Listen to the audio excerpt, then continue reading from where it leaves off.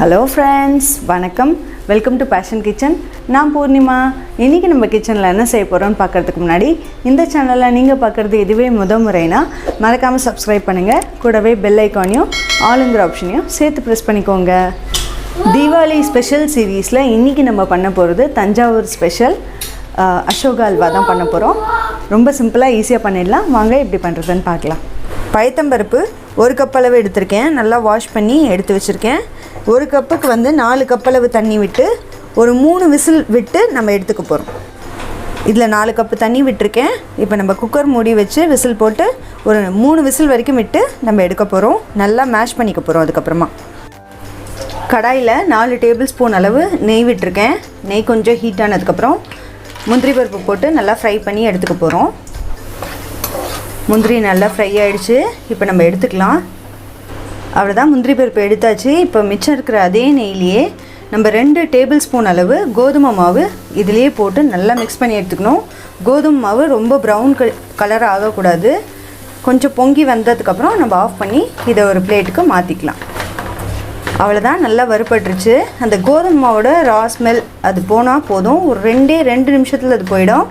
அவ்வளோதான். இப்போ நம்ம இதை ஒரு பவுலுக்கு மாற்றிக்கலாம். பாசிப்பருப்பு 3 விசில் வந்ததுக்கப்புறம் எடுத்து நல்லா இந்த மாதிரி மசிச்சு வச்சுருக்கேன். மசிச்சது பார்த்திங்கன்னா எந்த கட்டியும் இல்லாமல் இந்த மாதிரி ஸ்மூத்தாக இருக்கணும். சப்போஸ் நீங்கள் குக்கர் விசில் விட்டு இறக்குனதுக்கப்புறம் தண்ணி எக்ஸஸாக இருந்ததுன்னா தண்ணியை வடிச்சிட்டு அதுக்கப்புறமா மசிச்சுக்கோங்க. சும்மா ஒரே ஒரு ஸ்பூன் அளவு நெய் விட்டுருக்கேன்.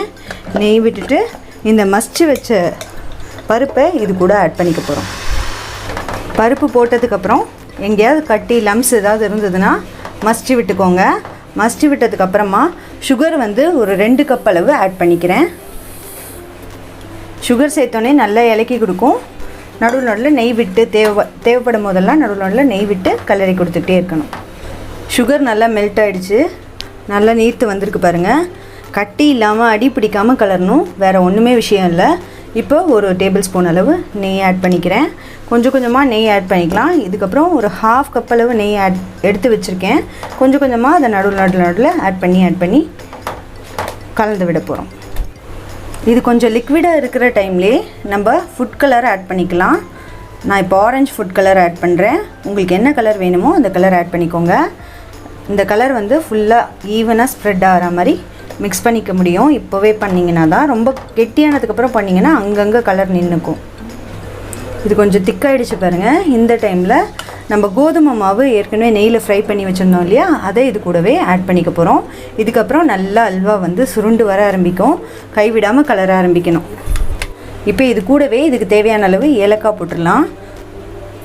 ஏலக்காய் பவுடர் இருந்தால் பவுடராக ஆட் பண்ணிக்கோங்க. அவ்வளோதான். இதை நல்லா மிக்ஸ் பண்ணிக்கோங்க. கட்டி இல்லாமல் மிக்ஸ் பண்ணணும்.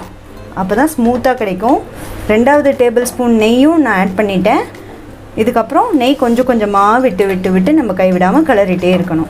இப்போயே கொஞ்சம் திக்காகிடுச்சு பார்த்தீங்களா. இதுக்கப்புறம் டே கொஞ்சம் கொஞ்சமாக திக்காக ஆரம்பிச்சிடும்.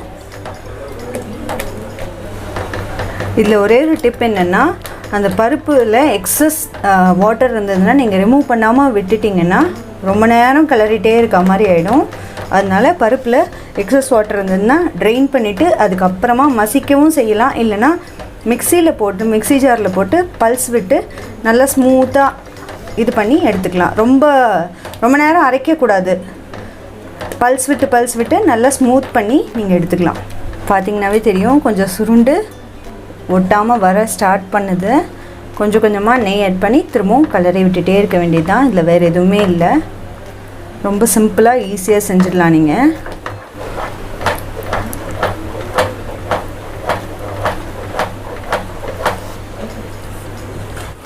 நல்லா நம்ம விட்ட நெய்யெல்லாம் ரிலீஸ் ஆகி வெளில வருது பாருங்கள்.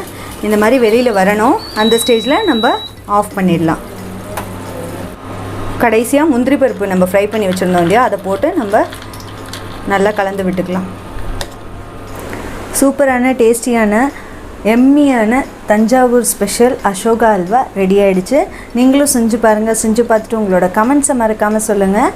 அடுத்து ஒரு இன்ட்ரெஸ்டிங்கான ரெசிபியோடு உங்களை வந்து மீட் பண்ணுறேன். தேங்க்யூ.